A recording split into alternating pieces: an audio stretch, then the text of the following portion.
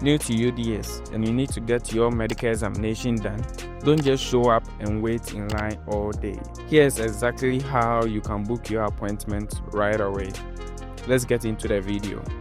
First of all, log into your portal.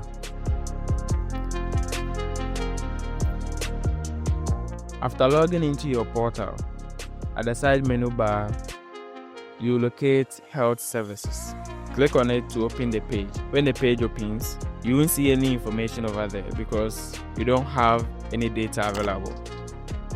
Hence, you click on Available Dates right up here so that you can get this pop-up we have. Checking from the list of dates, these are the status of this available date we have.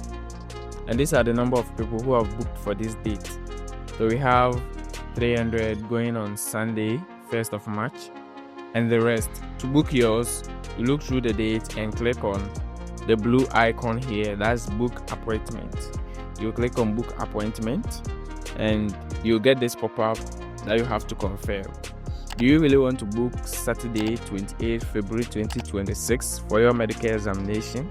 You choose yes or you close. This is how you can book your appointment for the medical examination. Thank you for watching this video and don't forget to subscribe.